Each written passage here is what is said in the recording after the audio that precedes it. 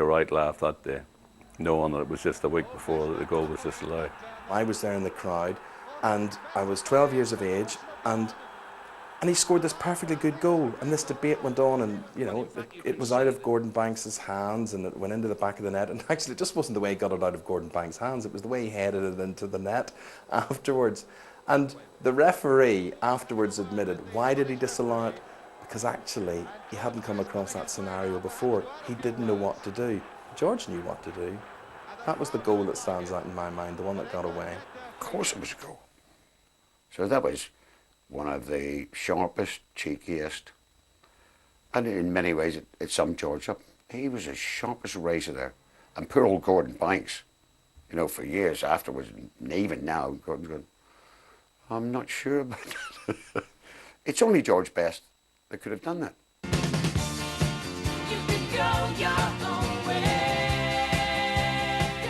Manchester United's patience eventually ran out in 1972. Best retired to Spain for a time. Then briefly in 1973 he returned to United when Tommy Docherty was manager, but it was a short-lived reunion.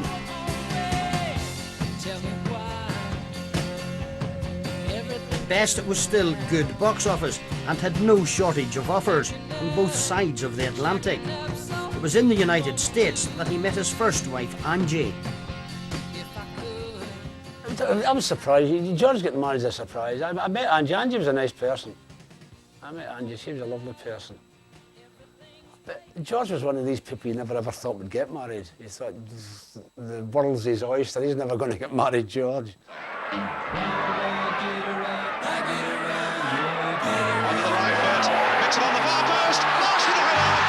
It was after spells at Fulham and Hibernians in Scotland that George had one final fling in the United States, scoring a truly memorable goal. It's George Best now. What can he do with this one? He's through into the box. He's round one man. They're queuing up to tackle him. He must score. It's there. Unbelievable. I think the goal that he scored out in the States, you know, what's funny about that goal is that people turn around and say, oh, well, he was out there, everybody was out, you know, in the twilight of their career. What they don't realise was that the people that were out there were people like Franz Beckenbauer, Eusebio, you know, a lot of the top European players were out there. So he wasn't actually playing against some sort of Mexican road sweeper that had just been pulled up and a jersey pulled on him. So I think that goal where he beat someone, you know what, I think I'll beat someone again. That to me is the clip.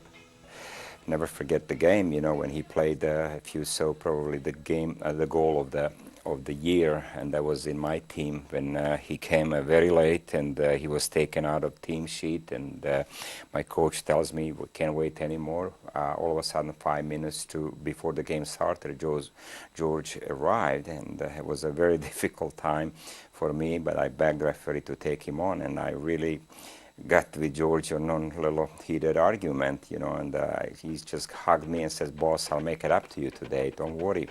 He goes in the second half when it was 1-1 and take the ball on the midfield, take it all the way through to the very strong defensive line on the other team and score the goal. It was the goal of that season. That's George. That's what he gives you. He gives you moments that you'll never forget. They know who George was. They know about George's abilities. They know a lot about George, and they adore him. You know, our attendance went up, interest for the team, for the club, and you know, everyone loved George.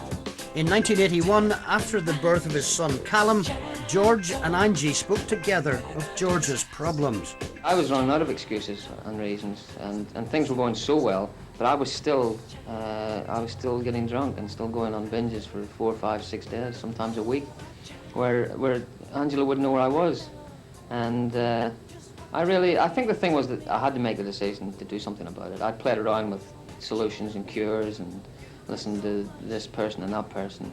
But really, at the end of the day, I had to decide and look at myself and say, you're a mess, you know, you're going to blow everything, you're a disaster area. That's the hardest part, to stand and look at yourself and say to yourself, you're no good.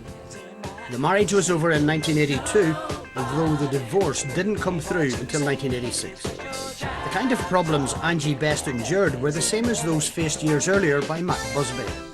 We found this pub, the Brown Bull, and there was only about 2 or 3 people in it. And George thought, this will do me after the match on a Saturday. And bring a couple of friends in. But after a little period of time, people got to know that George was going into the Brown Bull. He got very, very friendly with the guy that owned the place. He was an American in actual fact. The place became packed every Saturday night, as you can imagine, because we would all go in then as well, and on the borders of Salford, the big United area, it would be packed. The guy must have made an absolute fortune. It was called the Brown Bull, and we'd come in on maybe a Sunday or a Monday, and Mark would be using the Black Cow on Saturday night, or the Brown Cow and all this, and he would never get the name right, so you'd always say, no, we weren't there. George in it, never seen him. But he'd never ever get Brown Bull right, and that was the name of the place, so we weren't telling him any lies. I'm sure once it takes hold, there's a point of no return where its strength is more than your strength. And I don't think you can judge these situations unless you know somebody who has been an addict or you have gone through this. I just don't believe he had any choice. George was extremely intelligent, very bright guy, very alert to the world, which makes you feel that when his life became utterly dishevelled and often very painful because of alcohol, the idea that Best just barged through this without feeling and experiencing horrible dark nights, I find that impossible to believe. Off the field, George's difficulties got worse. In the early 80s, he went bankrupt, spent time in prison as he faced life without football.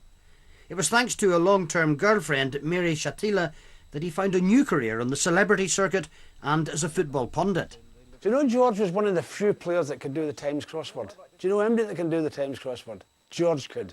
He was as bright as anything and very, very intelligent lad. And when you listen to him talking football, I thought he was excellent. And if you talk to the people that were on him, with him on Sky Television, loved him devoutly. You was banned for six games, though, weren't you, for throwing the mud at the referee or something? No, I was banned for 6 games for swearing. For swearing? Yeah.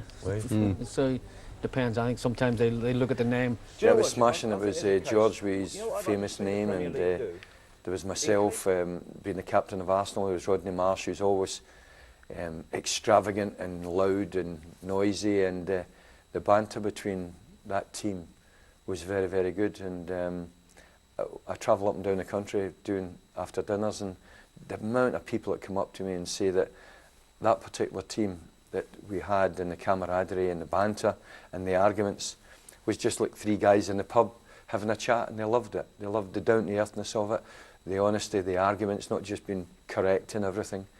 And that will be sorely missed, actually.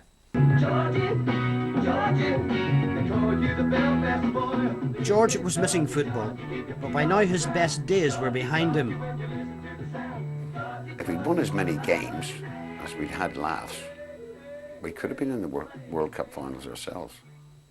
But of course, that's another regret. And I think in many ways the rest of us failed. Perhaps we failed George, because we as a group were not really good enough. Like, one's got to be honest about it. We weren't just good enough to get George to that final stage. The only sorry thing I can say that really didn't happen to George, but he didn't have a World Cup campaign. Now, if he had it done, I'm sure everyone would have realised what a player he was. But unfortunately, Northern Ireland, after 58, had a barren time in World Cups till 1982. We tried. There was a little bit of a rumour that he was going to try and come back for 82. That would have been fantastic, just for morale and the team we had at the time. It would have been a great boost. But, you know, he's played in Europe. He's been European Footballer of the Year. You know, he's won English Footballer of the Year. He's won European Cup League Championship. So he's done everything. George Best, son Callum, alongside him. The entrance of a superstar. In 1988, he was given a testimonial match at Windsor Park. World stars paid tribute to the Belfast boy. Tries the chip. That's what we've waited for. And look at the size of that smile. He was given an easy ride during the game itself to score in front of his supportive home fans. But the days ahead in the 1990s would not be so kind. In 1995, George married Alex Percy, 26 years his junior, and for a time they set up home in Ballyhalbert. He was back among friends and was warmly